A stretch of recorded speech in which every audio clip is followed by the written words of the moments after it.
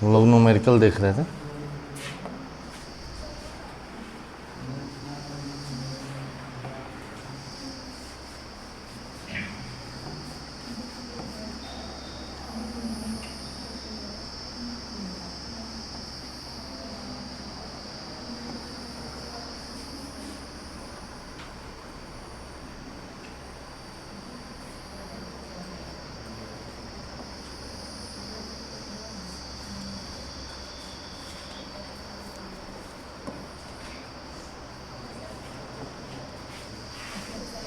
यहाँ पे है Z N double plus 1 molar सांद्रता, cobalt double plus cobalt cell का ईएमएफ ज्ञात करना है।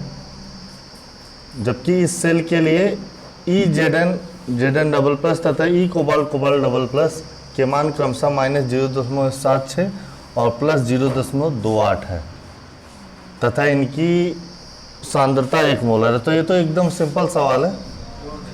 हाँ, इसमें जोड़ेंगे क्यों? पहले तो ई नॉट जेड एन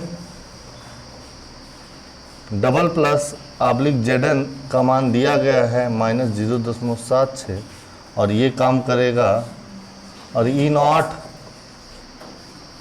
जो है cobalt double plus oblique cobalt, कुछ बात इसमें हमको समझ में नहीं आई। कुछ बात इसमें समझ में नहीं आई है।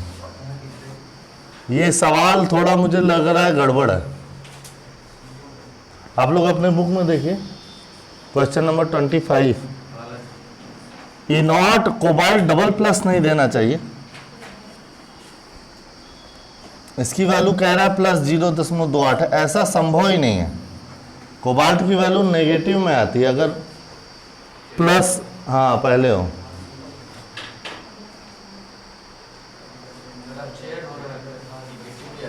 तो नेगेटिव में आनी चाहिए। केवल कुहापा के मान ही पॉजिटिव होते हैं अपचयन में।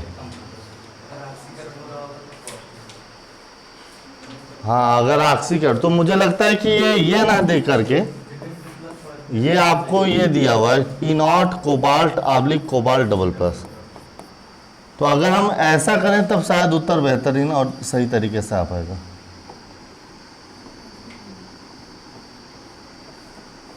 तो हम इसको लिख सकते हैं E not cobalt double plus oblique cobalt equal to -0.28।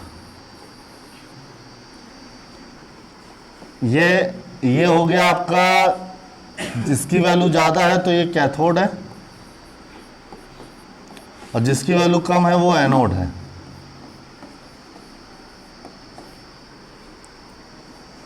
वैद्युत रासायनिक श्रेणी में देख लीजिए आप लोग, कोबाल्ट की वैल्यू कितनी है? क्या 27 है ना, मतलब 28 मान सकते हैं, उतना लगभग मान सकते हैं। तो इसकी वैल्यू आ जाएगी EMF equal to E cathode minus E anode. और ई कैथोड है -0.28 और --0.76। तो माइनस माइनस प्लस और 7 6 में से आ जाएगा, घट जाएगा 8 और 6 में से 2 गए 4 और प्लस में और किस में दिया गया वोल्ट। तो ये इसका आंसर होगा। जबकि आंसर दिया है 1.04। ये क्यों दिया है? क्योंकि प्रश्न के अनुसार इसको माइनस माना है, प्लस माना है। मतलब कोबाल्ट डबल प्लस को इसने क्या माना है? प्लस। तो प्लस अगर ये हो जाएगा तो यहाँ पे प्लस रखेंगे, plus plus minus minus plus और दोनों जुड़ जाएंगे और तब आंसर आएगा। लेकिन ऐसा नहीं करना है कि हमको जो है, हमको दोनों तरीके, उससे तो हम सवाल हल कर ही लेंगे। अब एग्जाम में ऐसी गलतियां आ गई तब क्या करोगे? तो एग्जाम में ऐसी गलतियां आ गई है तो प्रश्न के अनुसार ही उत्तर लिखोगे। आप वहां हमारी तरह दिमाग नहीं लगाएंगे कि सही क्या है। पहले तो ऐसा प्रश्न बनेगा नहीं, गलत प्रश्न बनेगा नहीं, और बन गया तो प्रश्न के अनुसार ही उत्तर लिखोगे। अगर यहाँ पे का cobalt double plus oblique cobalt का वैल्यू प्लस 0.28 दिया है, तो आप प्लस 0.28 ही मानेंगे। हमने यहाँ पे माइनस माना हो क्योंकि हमको पता है कि ऐसा नहीं होना चाहिए। तो आंसर इसके अकॉर्डिंग 1.04 आ सकता है।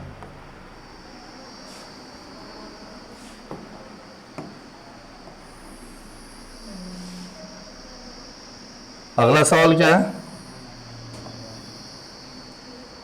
दो सेलों के मानक विद्युत वाहक बल नीचे दिए गए हैं।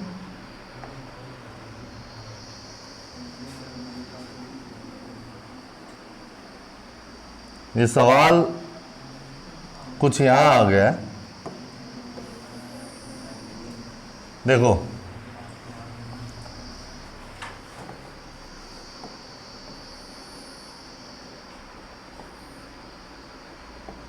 तो एक तो दिया है 2Ag plus PT double plus की वैल्यू ई नॉट की वैल्यू कितनी दी गई है? 0.40।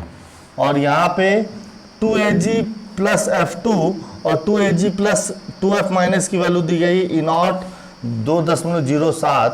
तो इस अभिक्रिया में Ag प्लस इलेक्ट्रॉन के लिए मानक इलेक्ट्रॉन विभव और F minus half F2 electron के लिए मानक इलेक्ट्रॉन विभव ज्ञात करना है। यहां पे प्लेटिनम का दिया गया है ना, और यहां पर जो है फ्लोरीन गैस का दिया गया है। तो एक तो बात ये तो तय है कि जो फ्लोरीन का जो गैस का मानक इलेक्ट्रॉन विभव है वो आने वाला है क्या?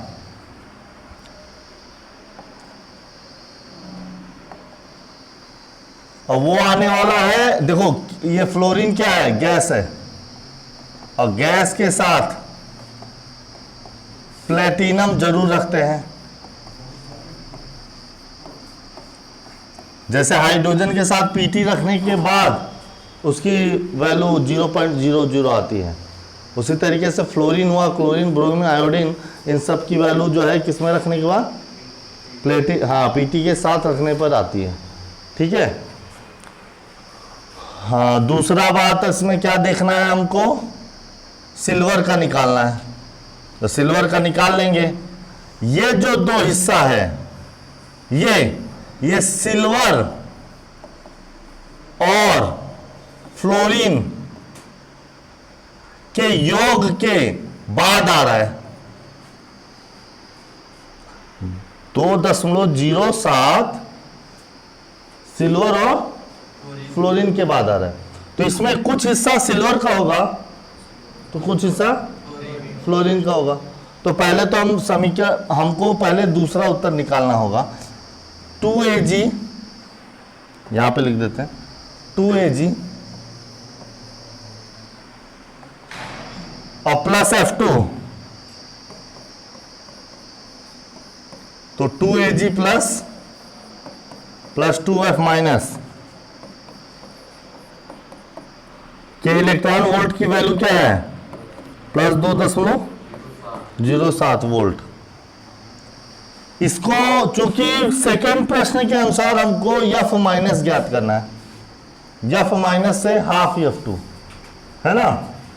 तो F माइनस से हाफ F2 निकालने के लिए हम लोग इसको बदल देंगे। क्यों? क्योंकि F माइनस इधर आना चाहिए।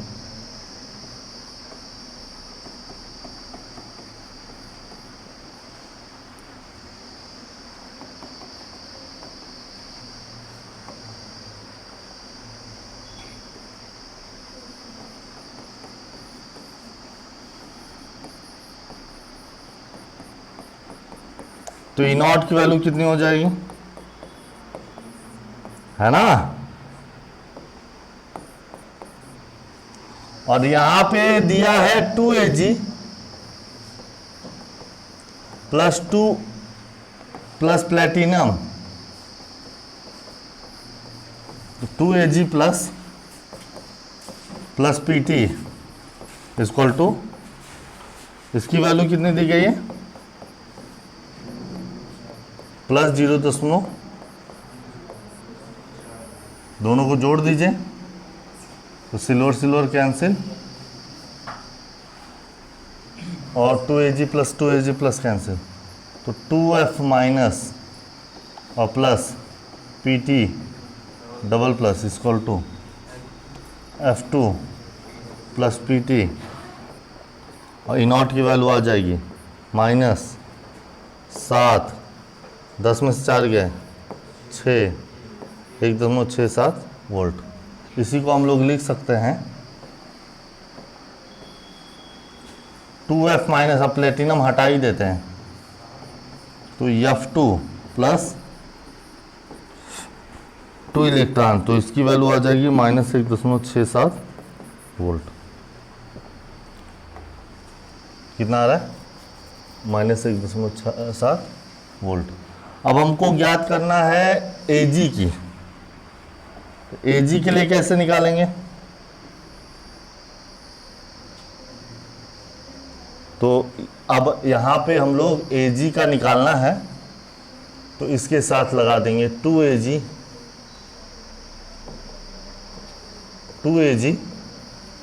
Plus F2 equal to 2AG plus 2F minus. हमको देखो क्या निकालना है आगे, AG से AG प्लस वाला।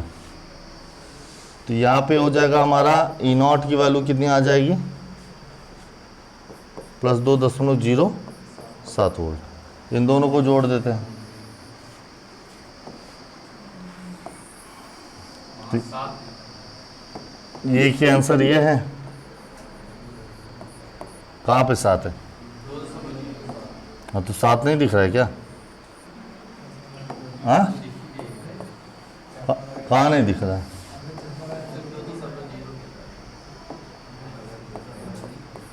क्या दिख रहा है? तो यहाँ से 2 इलेक्ट्रॉन हटेगा नहीं, तो ये हो जाएगा आपका 2F minus cancel, 2F minus F2 cancel, तो 2AG से 2AG plus 2 electron equal to E naught की वैल्यू कितनी आने वाली है, प्लस 0.40 वोल्ट। अब यहाँ से 2 भाग कर दें, तो चाहे अभी उस दिन किसी बहादुर बच्चे ने बताया था कि भाग करने पर ई नॉट में कोई फर्क नहीं पड़ेगा, है ना, है कि नहीं? तो ये हो जाएगा क्लियर। तो नेक्स्ट 25 डिग्री सेंटीग्रेड पर निम्नलिखित सेल का विद्युत वाहक बल 1.71 वोल्ट है। आपको इसका निकालना है सेल अभिक्रिया Zn2Fe का साम्य स्थिरांक ज्ञात करना है। यहां पे देखो हिंट नहीं दिया गया है कुछ, है ना, यहां पे हिंट नहीं दिया गया है।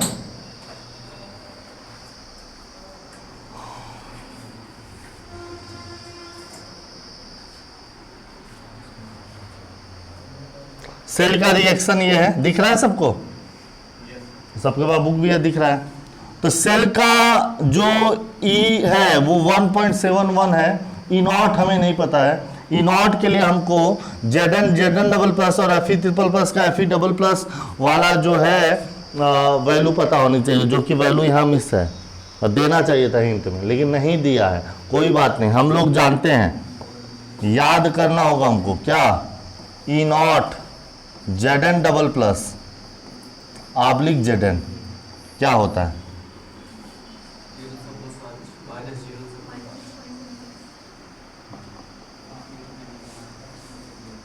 -0, चलो इसका तो बता लिए। अब E not Fe triple plus oblique Fe double plus का बताइए।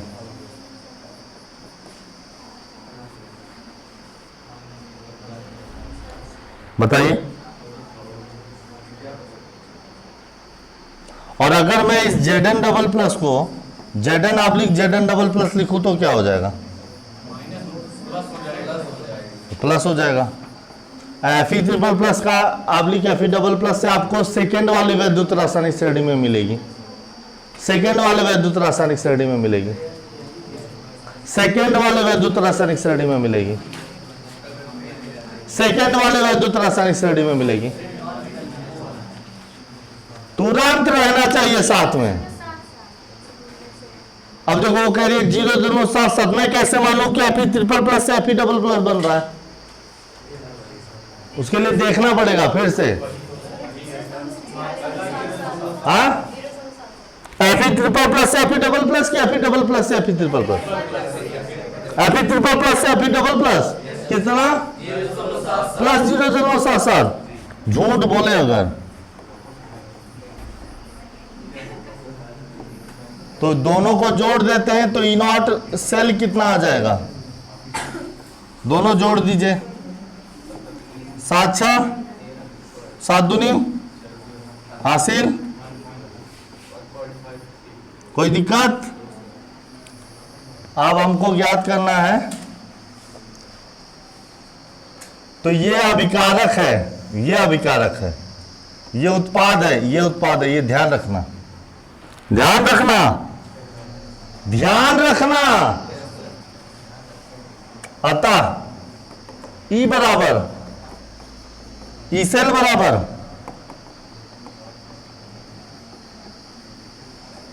ई not cell minus 0.059 n log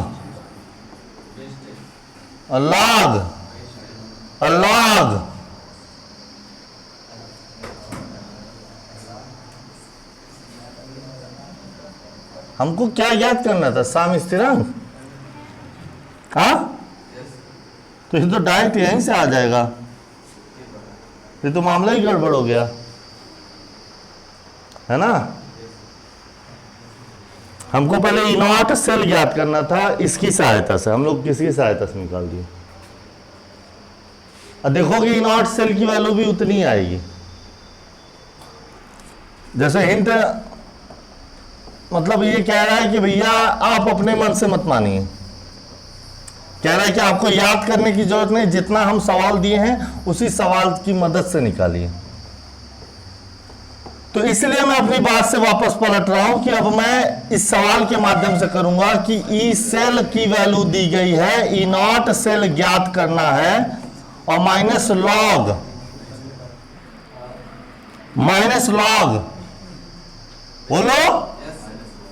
बोलो माइनस लॉग।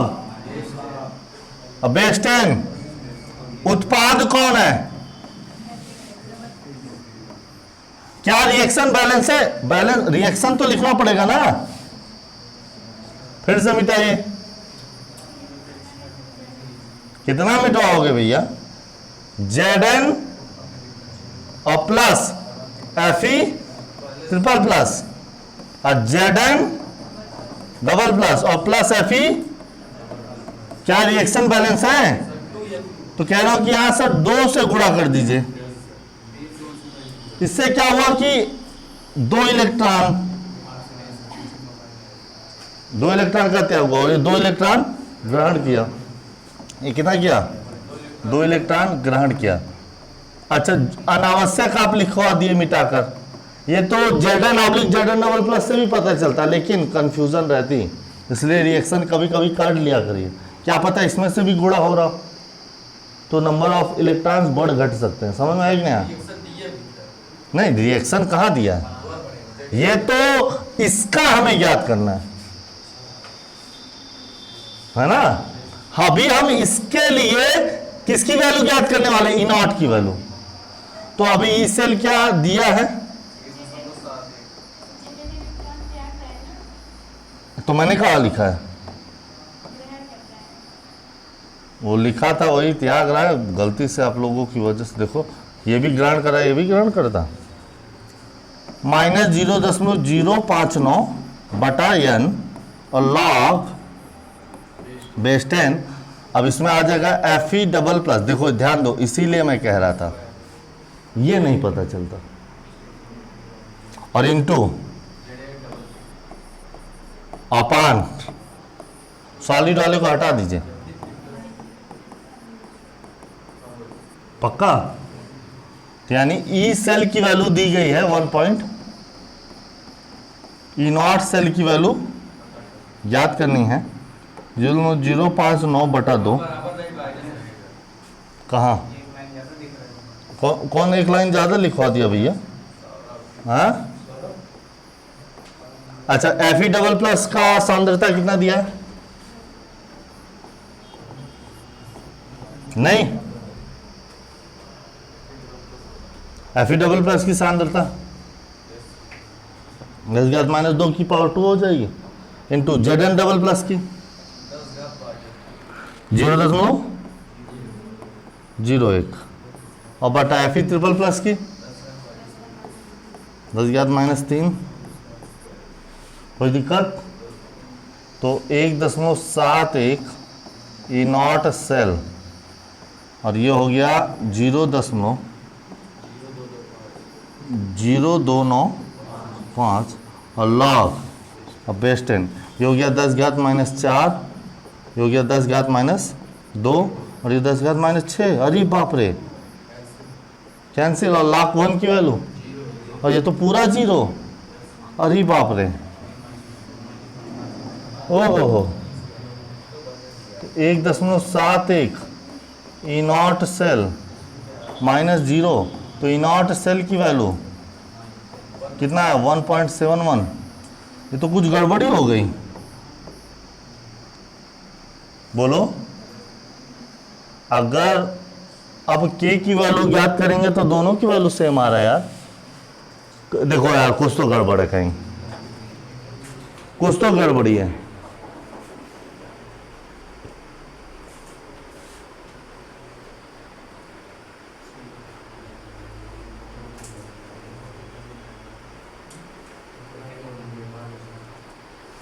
हम जैसे निकाल रहे थे वैसे नहीं निकालने थे। हमारे में कितना आ रहा था?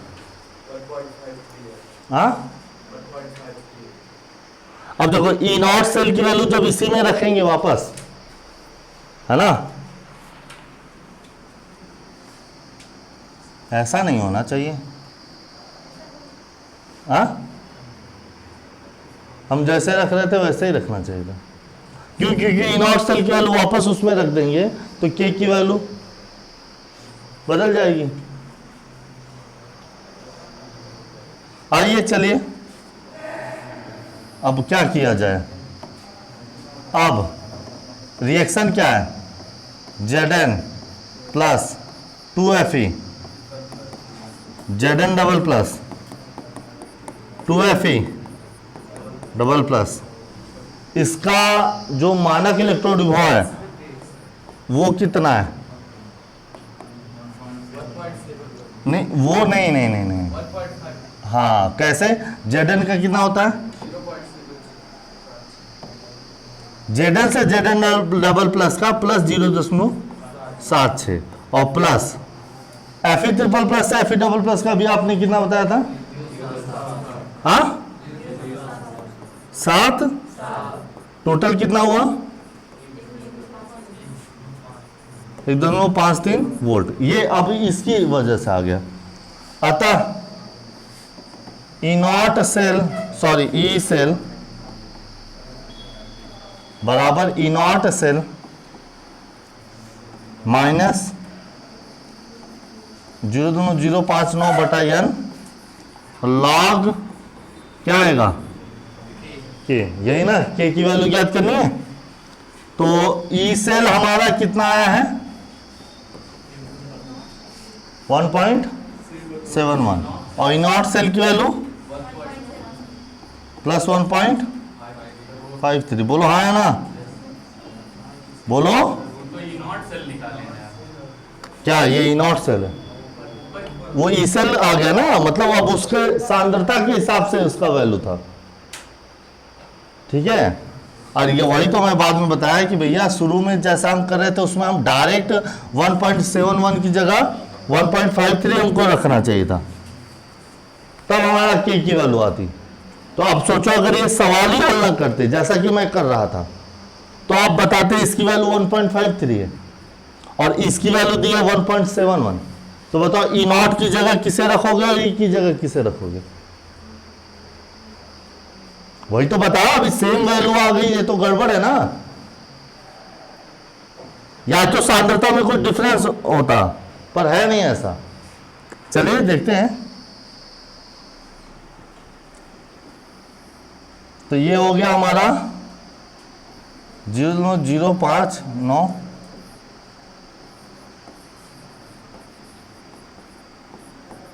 अभी भी गड़बड़ी है ना? देखो ये माइनस में जा रहा है, तो गड़बड़ी तो अभी भी है। अब 1.53 उधर होना चाहिए, 1.71 इधर होना चाहिए। क्या? हाँ हाँ, बात मेरी समझ ही नहीं रहे यार। मैंने जब इसको हल किया तो मेरी दूरदर्शिता ने कहा कि के जब ई नॉट सेल भी इतना है, ई सेल भी इतना है, तो कैंसिल हो जाएगा और उसकी वैल्यू 0 आएगी।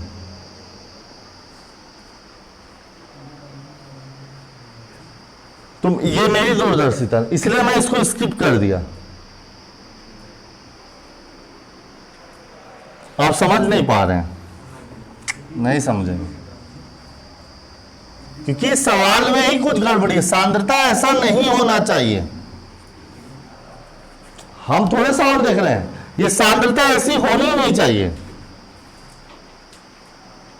एक बार आप लोग किताब देख लीजिए, यही सांद्रता है। अलग अलग जिसकी किताब से हमने लिया है और कोई दूसरी किताब ले ले,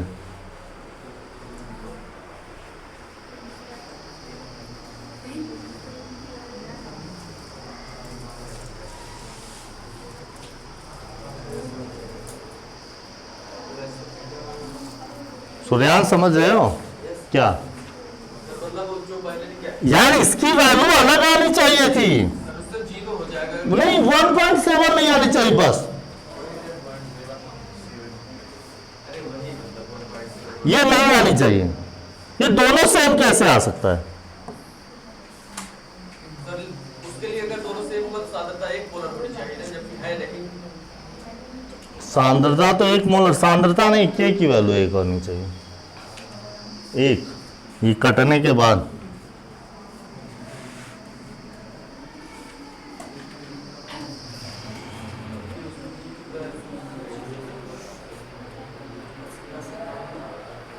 अभी मैं यहां पे ब्रेक क्यों लगाया हूं? क्योंकि मुझे पता है कि ये वो, देखो ये देखो मैंने यहां पे ब्रेक क्यों लगाया। ये ज्यादा है, ये घटेगा, ये पॉजिटिव आएगा और ये नेगेटिव है, नेगेटिव उधर जाएगा, तो 10 की घात माइनस में आना चाहिए, जो 57 प्लस में आ रहा है। इसलिए मैं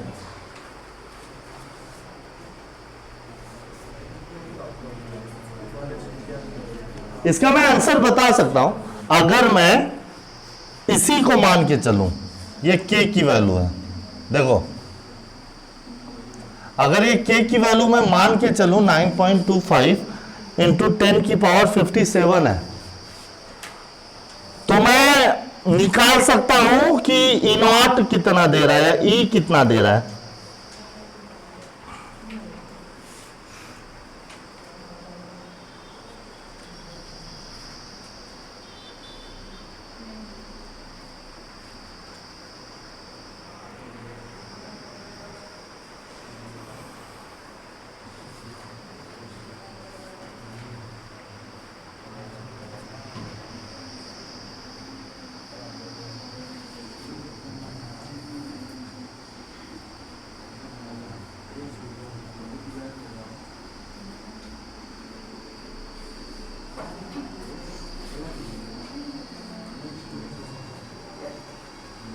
अच्छा ये बताइए, हो सकता है यह सवाल यहां से आए ही ना, इससे ना हल हो सकता है यहां से हल हो।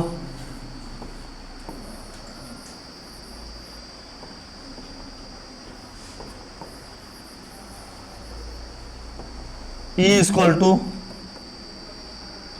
या डेल जी इक्वल टू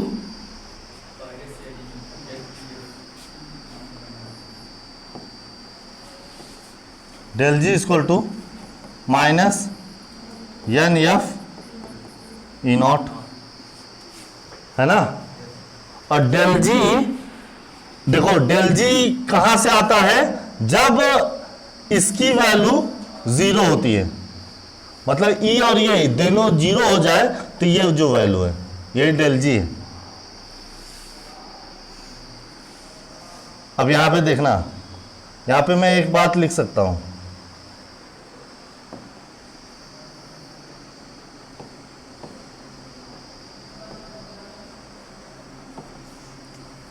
चूंकि E cell equal to E not cell,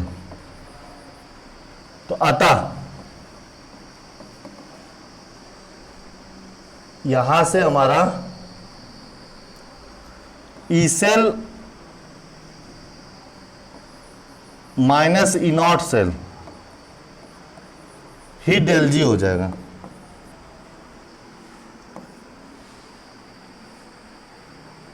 ये इसकी वैल्यू डेल जी, यानी कि ये जो हिस्सा है देखो उष्मागतिकी में, या ई सेल और ई नॉट सेल जब दोनों बराबर होगा तो इसकी वैल्यू 0 आएगी, और डेल जी नॉट की वैल्यू 0 आने पे भी तभी हम ये रख सकते हैं।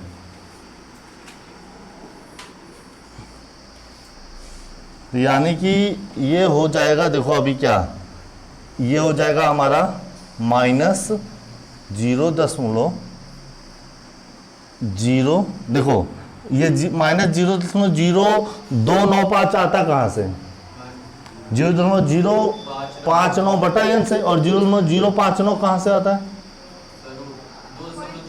2.303 RT अपान NF। तो हो सकता है ये नहीं, ये डेल जी नॉट यही है, -2.303 RT NF और log K। देखो जहां तक मेरी, अब ये NF ही E नॉट के पास जाता है, समझ नहीं पा रहे हो, देखो बात समझना, ये फार्मूला आया कहां से, यही मैं इस पे चर्चा कर रहा हूं। डेल जी बराबर -NF ई नॉट, ये पढ़ाया गया है कि नहीं, del G naught equal to E not cell, ये हमने बताया महत्वपूर्ण तथ्य में कि गिब्स मुक्त ऊर्जा का परिवर्तन, मानक गिब्स मुक्त ऊर्जा का परिवर्तन और ई नॉट सेल मानक जो है सेल की वैल्यू के बीच में जो संबंध होता है। अब ये आता कहाँ से, यही मैं बताने की कोशिश कर रहा हूँ। और ये वैल्यू है, देखो ये है जब आपका, देखो ये कहाँ से आ रहा है, यहाँ पे है ई नॉट सेल और यहाँ पे है ई सेल, ध्यान देना ये ऐसा होता है ये फॉर्मूला, ठीक। ये देखो आया कहाँ से, इसको लाते कहाँ से, तो ये जो आपका इनमें से एक शून्य होने वाला है, और शून्य हो तो माइनस एग्जिस्ट करे, तो शून्य ई नॉट सेल को ही होना होगा। इफ ई नॉट सेल जो कि ईएमएफ है जो कि ई कैथोड माइनस ई एनोड, देखो मैं केवल सवाल के उत्तर तक पहुंच रहा हूं। अब मान लो ई कैथोड और ई नॉट, वो जो 1.71 है और वो 1.71 है, तो इसकी वैल्यू कितनी आ गई, 0। तो इस तथ्य से ही डेल जी आता है।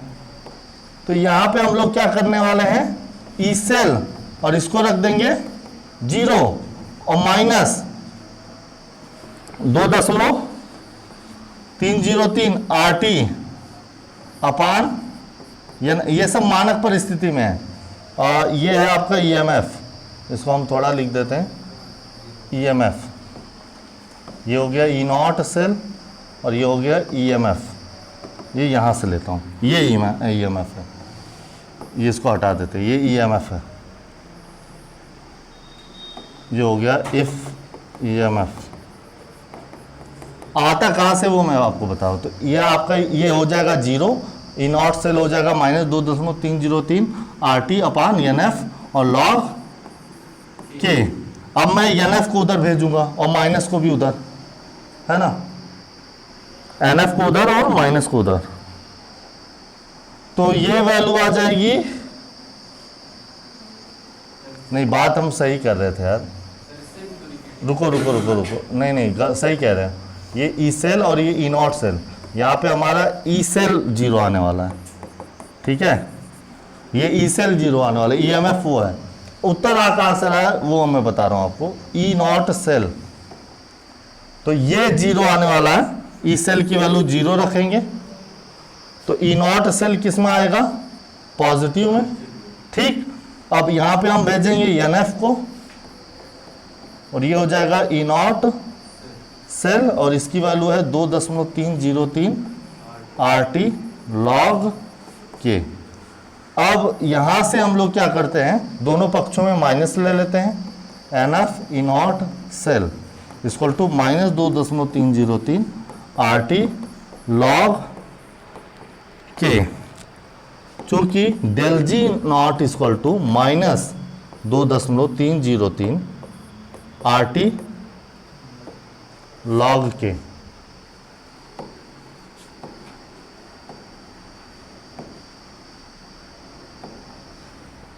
log K, तो यहां से हमारा हो जाएगा -NF E not cell equal to del G, यहाँ से, ठीक है।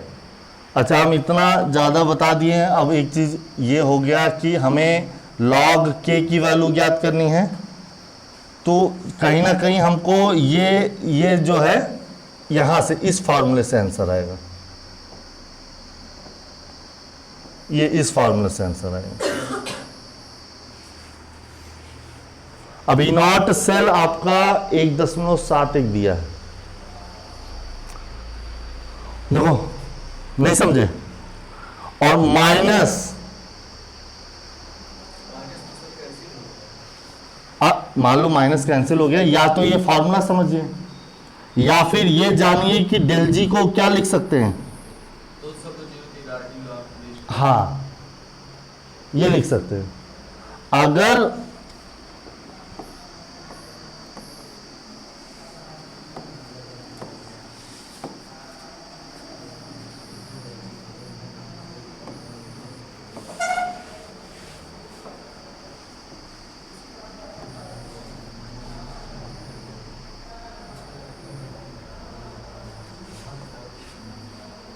देखो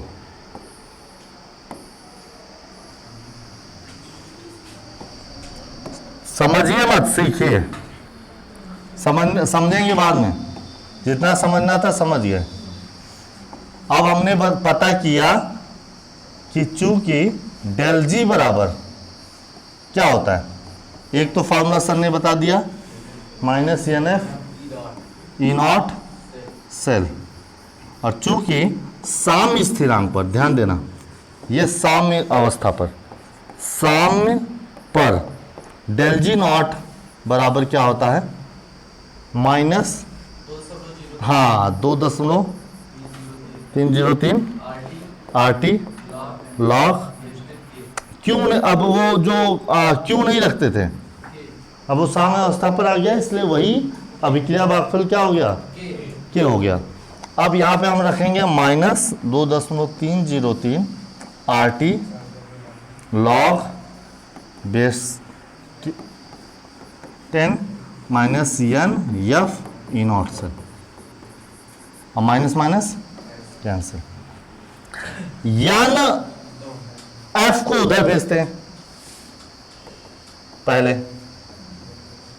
अच्छा, एफ को अगर नहीं भी भेजना चाहते हैं तो डायरेक्ट हल करिए, नहीं तो 2 बार हो जाएगा। तो log के क्या हो जाएगा, NF E not cell upon 2.303 RT, तो log के n की वैल्यू 2, एफ की वैल्यू और ई नॉट सेल की वैल्यू 1.71, और 2.303 गुणे 8 और टी टेम्परेचर 298, यहाँ से निकालते हैं क्या हो जाएगा, 96,500 गुणे 2 गुणे 7,1। अब इसमें हमको भाग करना है। किससे भाग करना है? पहले 2.303, फिर 8.314, फिर 298। पहले 298 से भाग कर लेते हैं। 298 बराबर, अब किससे भाग करेंगे? 8.314। कितना आया? 133। अब इसमें कितना भाग करेंगे? 2.30, बोलो 3, कितना आया? 57। देखो 57.8406, 57. अब ये लॉग के की वैल्यू 57.8406। अब ध्यान दे रहा, जब इसकी वैल्यू देखो ध्यान से, इसको हम लिख सकते हैं के बराबर 10 की घात 57.8406। नहीं समझे? हमेशा ये बात समझिए, log बेस 10 है और के है, तो के ये हिस्सा जब उधर जाएगा तो उसकी घात में चला जाएगा। अगर log बेस 10 है तो 10 की पावर में चला जाएगा। हमेशा क्लियर? आपको कैसे लघुगुणक का मान निकालना है बिना किसकी सहायता से? साड़ी की सहायता से, बिना लघुगुणक साड़ी की सहायता से। कैसे? तो जो बेस 10 है, लॉग पूरा हटाइए तो जो बेस 10 है, जो हिस्सा वैल्यू आई है वो पावर में चली जाएगी। क्लियर? इसको हम लोग लिखेंगे के बराबर 10 गुणे 57 गुणे आधार समान हो तो घाते, 10 की घात 57 गुणे 10 की घात 8406। एक तो आप ये आंसर लिख सकते हो, ये आंसर बता सकते हो, इतने ही करके छोड़ दीजिए, आपका उत्तर आ जाएगा। या फिर आप क्या करिए, 10 की घात 0.8406 को अलग कर लीजिए। ये 1 होता, ये 10 होता, अगर इसकी वैल्यू 10 की घात 1 होती। 1 के नजदीक है कि नहीं है? 1 होता तो 10 होती, तो 1 तो कंफर्म है कि 10 से कम है, 1 तो कंफर्म है कि 10 से कम है, तो के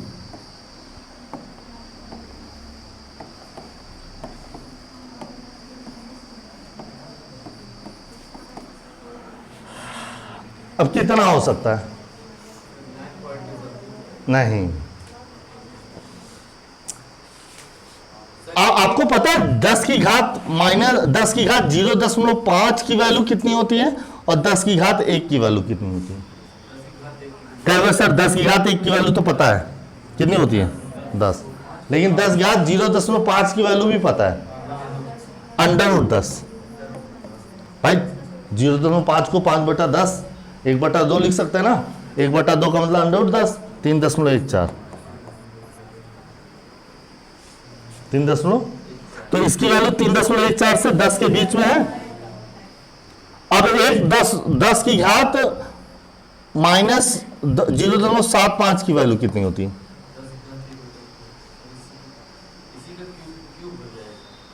हाँ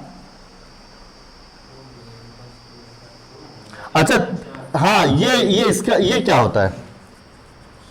आप कहेंगे 10 की घात 3/, तो 1.5 होता है, और उसका सॉरी और भागे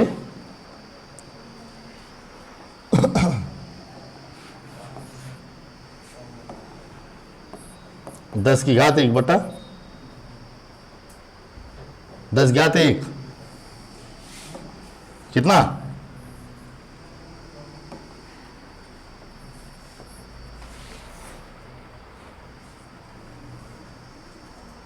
10 घात नहीं, ज़्यादा हो जाएगा। फिलहाल देखो कुल मिला के इसकी वैल्यू आने वाली है हमारे उत्तर जितना।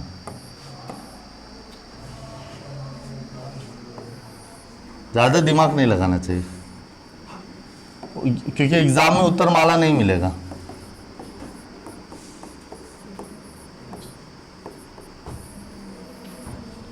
है ना, एग्जाम में उत्तर माला में नहीं मिलेगा, इसलिए ज़्यादा दिमाग नहीं लगाना चाहिए। अब एक चीज और समझिए, जब कह रहा हूं कि 10 की घात 1/2 की वैल्यू 3.14 है, तो 10 घात 1 की वैल्यू कितनी है? 1 है। जरा कॉमन सेंस लगाइए कि 0.5 घात हो तो 3.14 है, और जब 10 घात 1 है तो 1 है, 10 है। तो 3 से 10 तक हिस्सा बढ़ने में देखो कितना दूरी तय कर रहा है, आधे की दूरी, यानी वैल्यू किस हिसाब से इंक्रीज हो रही है, जरा ये सोचो। यानी 10 की घात 0 जब थी तो वैल्यू कितनी थी? तो 1 से 3.14 दूरी बहुत कम, आधी दूरी तय किया तो वैल्यू बहुत कम बढ़ा, और उससे ज्यादा तय कर रहा है अभी 10 की घात 1.5 वाला अंडररूट, है ना। देखो यहां पे है रूट वाला है, ये देखो, देखो 10 की पावर कितना लगाना है? 0.8 कितना था? 8406 84।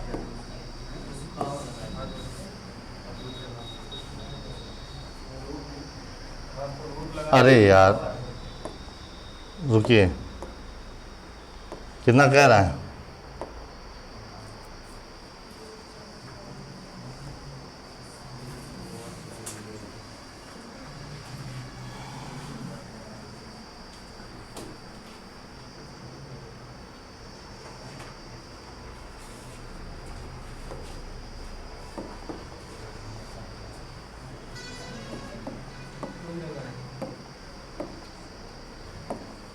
छः 6.92 आ रहा है, हमारा कितना आ रहा है?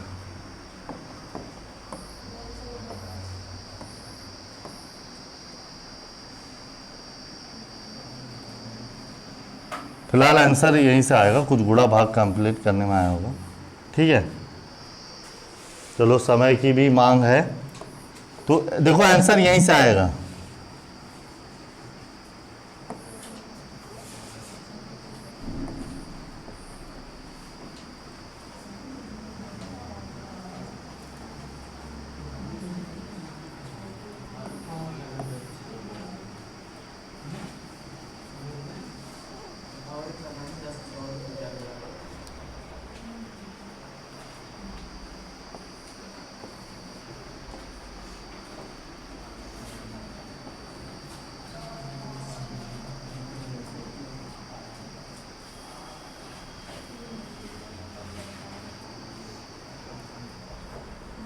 इतना ही आंसर करके छोड़ेंगे। एग्जाम में देखो कुछ हिंट वगैरह, कुछ सवाल अगर डिफरेंट टाइप के होते हैं तो दिक्कत होती है।